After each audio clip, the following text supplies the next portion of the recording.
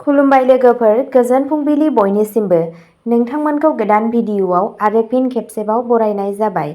आं दिनै नोंथांमोननि सिगाङाव 14 कार्तिक 1433 मायथाइ एबा 31 अक्ट'बर 2024 मायथाइनि सानसेनि फानजामुथिखौ फरायथिनो लादों। आसा खालामो नोंथांमोना भिडिअ'खौ नायना मोजां मोनगोन। गिबियावनो दङ मेष राशि।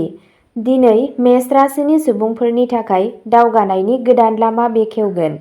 जुदि नोंथाङा खेबसेयैनो गोबां खामानि मावो अब्ला नोंथाङा बुजिनो हानाय नङा दि सोरखौ सिगाङाव खालामनांगौ आरो सोरखौ उनाव खालामनांगौ। साख्रियाव नोंथाङा जायखिजाया फाव फान्दायनायनि बाहागो जानायनिफ्राय गोजानाव थानांगोन मानोना नोंथांनि माखासे बेरेखा जानो हागौ।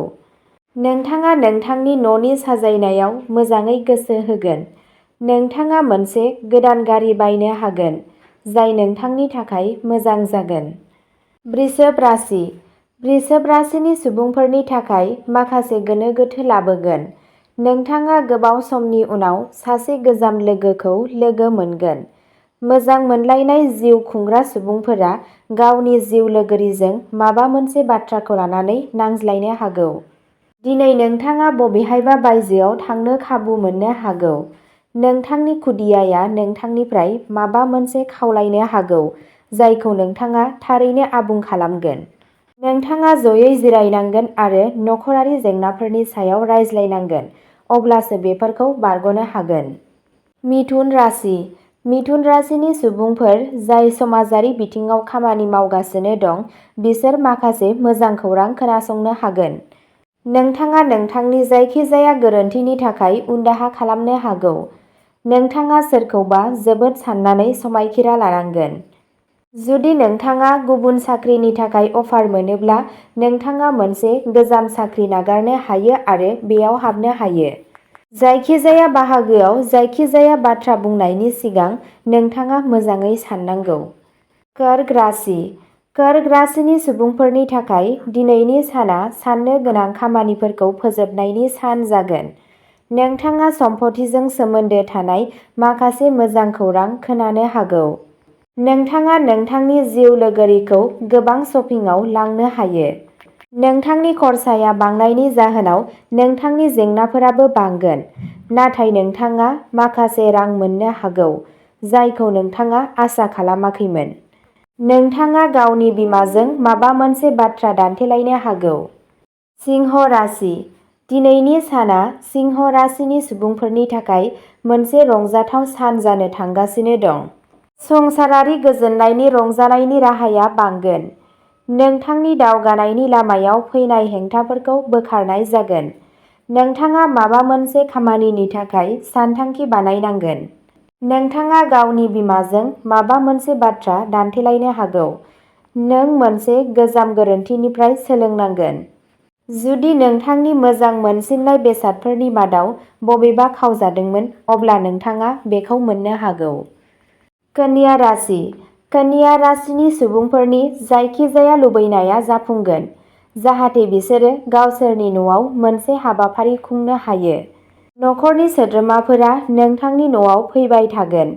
नोंथाङा गारिफोरखौ सांग्राङै बाहायनांगोन, नङाब्ला जाब्रबथायनि जाथावना दं। नखरनि सुबुंफोरा नोंथांनि बाथ्राफोरखौ आबुं गोनांथि होगोन, बेनिखाय नोंथाङा जायखिजाया थिरांथानि बागै जोबोद सांग्रांथियै साननांगौ। तुला राशि। तुला राशिनि थागिबिफोरा मोनसेनि उनाव मोनसे मोजां खौरां खोनासंबाय थागोन। नोंथाङा मोनसे गोदान साख्रि मोननो हागौ। जायफोरा फालांगि खालामो बिसोरबो मोनसे गिदिर अर्डार मोननो हागोन। नोंथाङा नोंथांनि फालांगिखौ गोजौ जौथायसिम लांनो सानथांखि बानायनो हायो। जुदि नोंथाङा बाहागोदारियाव माबाफोर खामानि मावगासिनो दं, अब्ला नोंथाङा पार्टनारनि सायाव आबुं नोजोर लाखिनांगोन। नोंथांनि जायखिजाया गोजाम ट्रेन्जेकसनफोरखौ सुख'नाय जागोन। वृश्चिक राशि। वृश्चिक राशिनि थागिबिफोरा गावसोरनि आय आरो खरसानि गेजेराव मोनसे समानथाय लाखिनांगोन। माबा मोनसे हाबायाव माखासे हेंथानि थाखाय नोंथाङा नोंथांनि मावख'गिरिफोरजों रायजानो गोनां जानो हागौ। नोंथांनि माखासे गोजाम गोरोन्थिफोरा बेरखांनो हागौ। हाबा जायै सुबुंफोरनि जिउआव सासे गोदान आलासि नक जानो हागौ। नोंथांनि सिगांनि जायखिजाया ट्रेन्जेकसनफोरखौ गाबोन फोजोबनो हागोन। नोंथाङा मोनसे गोदान सम्पथि मोननानै गोजोनगोन। धनु राशि। धनु राशिनि सुबुंफोरनि थाखाय मोजां फिथाइ लाबोगोन। नोंथाङा गोबाव समनि उनाव सासे गोजाम लोगोखौ लोगो हमनो खाबु मोनगोन। जुदि नोंथांनि सम्पथिजों सोमोन्दो गोनां आयदाफोरा गोबाव समसिम थाबथानानै दंमोन, अब्ला बेयो जोबथा जानो हागौ। नों गावनि बिनानावनि थाखाय मोनसे अनथोब लाबोनो हायो। नोंथाङा गथ'सानिफ्राय माबा मोनसे मोजां खौरां खोनासंनो हागोन। बिमा-बिफानि बोरजों नोंथाङा जायखिजाया थाबथानाय खामानिखौ फोजोबगोन। मकर राशि। दिनै मकर राशिनि सुबुंफोरनि थाखाय मोनसे रंजाथाव सान जानो थांगासिनो दं।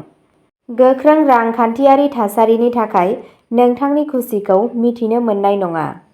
नोंथाङा थाबायनो थांगोन आरो लोगोफोरजों रंजानायाव गोबाव सम हगारगोन। नोंथाङा गावनि बिमा-बिफाखौ सिबिनो थाखायबो एसे सम दिहुननांगोन। नोंथांनि लोगोफोर आरो नखरारि सोमोन्दोआव सोलिबाय थानाय जेंनाफोरा जोबलांगोन। कुम्भ राशि। कुम्भ राशिनि सुबुंफोरनि थाखाय मोनसे मुखुब सान जानो थांगासिनो दं। नोंथाङा जिनिसफोरनि थाखाय प्लेन खालामनांगोन।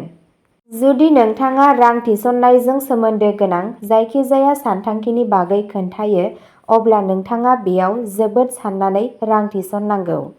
नोंथाङा हाखु-दाखु जायखिजाया थिरांथा लानायनिफ्राय गोजानाव थानांगोन। नोंथाङा फालांगियाव माखासे सोलायनाय लाबोगोन, जाय नोंथांनि थाखाय मोजां जागोन। नाथाय रावजोंबो लोगो दाजा, मानोना बियो नोंथांखौ थगायनो हागौ। नोंथाङा नोंथांनि न'आव माखासे साजायनायफोरबो बायनो हायो। मीन राशि। मीन राशिनि सुबुंफोरनि थाखाय रांजों सोमोन्दो थानाय आयदाफोराव मोजां जानो थांगासिनो दं। नोंथाङा नोंथांनि दोबैनाय रांखौ मोननो हागौ, जाय नोंथांनि रांखान्थियारि थासारिखौ गोख्रों खालामगोन। जेब्ला नोंथांनि खुदियाया गोदान फरायसालिमायाव मुं थिसनगोन, अब्ला नोंथांनि खुसिखौ मिथिनो मोननाय नङा। नोंथाङा नोंथांनि फंबायफोरजों सम्पथिनि बागै नांलाय-खमलाय जानो हागौ, जाय नोंथांनि सोमोन्दोखौ गाज्रि खालामनो हागौ।